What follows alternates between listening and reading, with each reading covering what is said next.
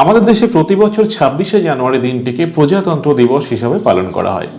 এখন প্রশ্ন আসতে পারে যে এত দিন থাকতে 26শে জানুয়ারিকে কেন প্রজাতন্ত্র দিবস হিসাবে বেছে নেওয়া হলো?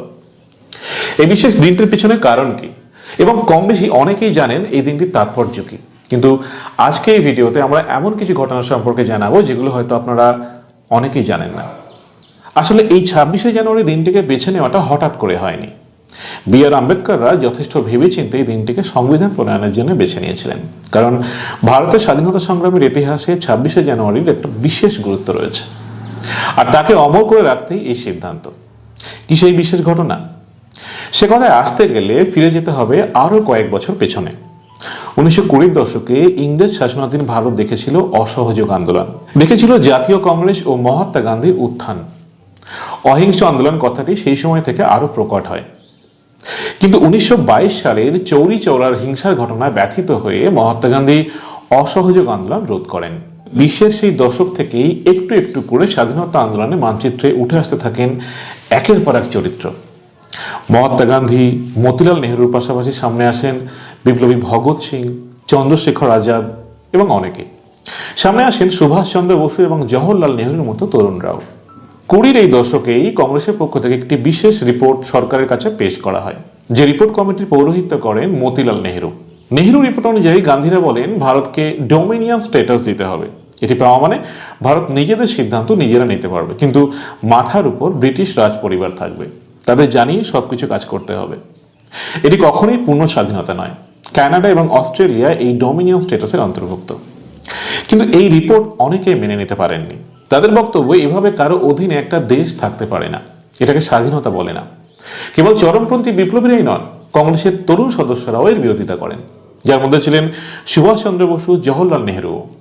কিন্তু মহাত্মা গান্ধীর এর পক্ষপাতে ছিলেন। সমস্ত পরিস্থিতি বদলে গেল 20-এর দশকের শেষ পর্যায়ে। 1929 সালে ভাইসরয় লর্ড আরউইন জানালেন তিনি ভারতকে ডমিনিয়নশিপ দিতে প্রস্তুত। এই ঘোষণায় বেঁকে বসলো ইংল্যান্ড। কেন? কারণ ব্রিটিশ রাজতন্ত্রের কাছে ভারত তখনও সোনার রাজহাঁস। দেশের সম্পত্তি লুট করেই তো তাদের কোষাগার ভরছে।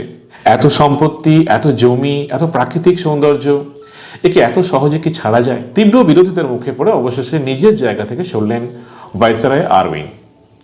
কিন্তু ততদিনে অনেক কিছু বদলে যায়।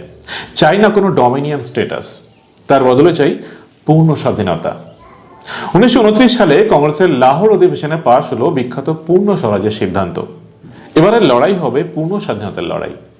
1930 সালের 26শে জানুয়ারি পূর্ণ স্বরাজের দাবি সর্বসম্মতিক্রমে গৃহীত হলো। কংগ্রেসের পক্ষ থেকে সবাই দেশবাসীকে আহ্বান জানালেন 26শে জানুয়ারি দিনটিকে স্বাধীনতা দিবস হিসেবে পালন করা হোক। সবাই ঘরের বাইরে আসুন, দেশের পতাকা উত্তোলন করুন।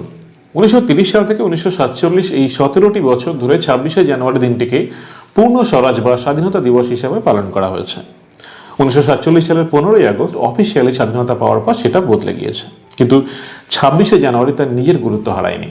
তাই এই দিনটাকে স্মরণীয় রাখতে বিশেষ উদ্যোগ নেন ডক্টর বি.আর. আম্বেদকররা। ঠিক হয় 26শে জানুয়ারিতেই সংবিধান লাগু হবে, সেদিনই প্রজাতন্ত্র দিবসের সূচনা হবে। সেই ইতিহাস আজও চলছে।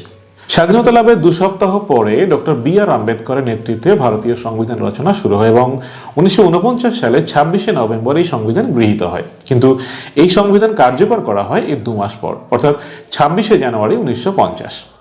এই দিন থেকে ভারত সার্বভৌম প্রজাতান্ত্রিক দেশ হিসেবে বিবেচিত হয় এবং এই দিনটি প্রজাতন্ত্র দিবস রূপে চিহ্নিত হয়। 26শে জানুয়ারি নিয়ে এই ভিডিওটা আশা করি আপনাদের ভালো লাগবে।